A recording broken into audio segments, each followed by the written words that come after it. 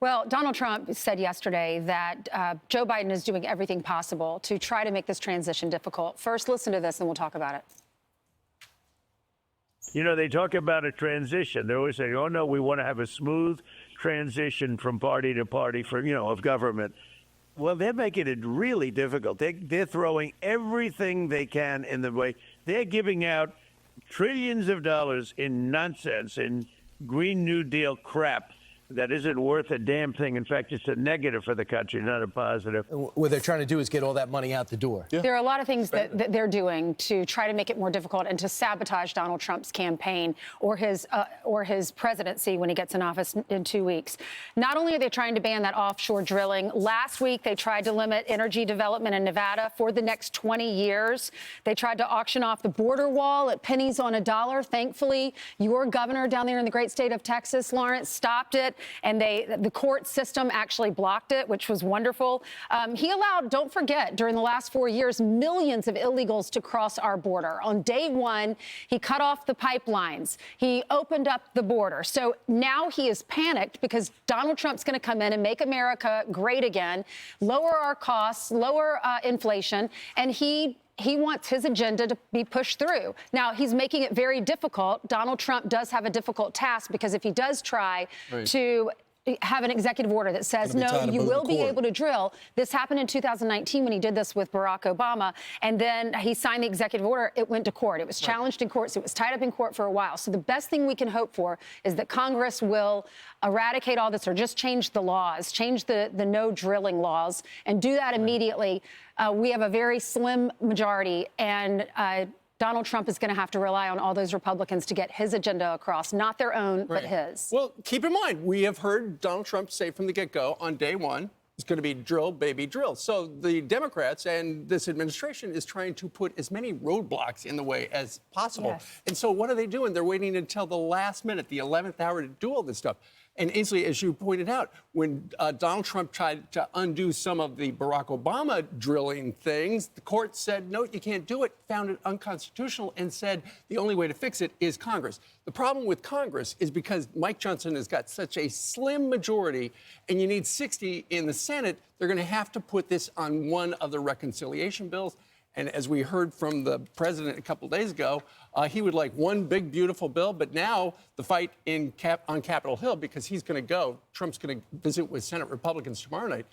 Senate Republicans are going to try to talk him into two bills because one bill is dangerous.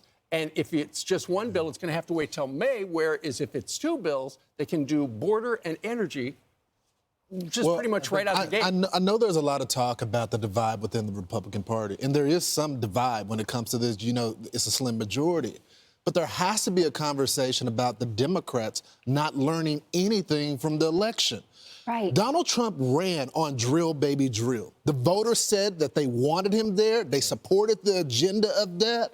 And so for the Democrats to not moderate on any of that and essentially back Joe Biden and saying, hurrah, hurrah, block Donald Trump in every move when it comes to this, it just seems like this is going to be a resistance campaign yet again from the Democrats that they're not going to try to work on ways that they can agree. Why try to further this notion when the voters, even in your party, you lost them? So work with them on it. Yeah. Try to get some type of compromise when it comes to, I don't know, what they want, cleaner drilling and all. There's ways to work on that.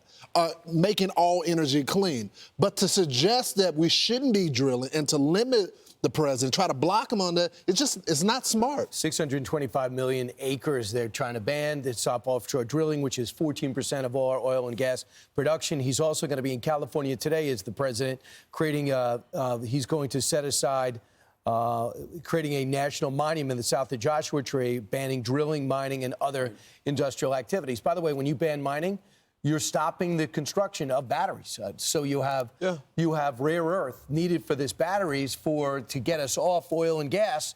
You can't at the same time tell people in Minnesota you can't strip mine and you can't mine in Nevada. That's where all our gas or all our rare earth is, or we could get it from the Congo. Oh, sorry.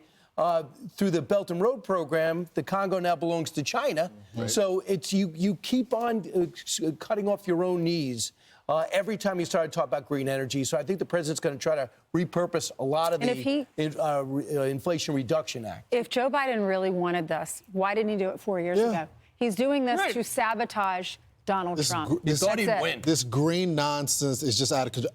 Guys, over the break, I rented a car, and I thought that it was, I drive a truck, but I wanted a speed car. So I get this car and didn't know. It looks like a regular car. It doesn't say it on there. They don't tell me at the rental car. It ends up being a electric car. Guys, I went to 12 different. Finally, it runs out of power.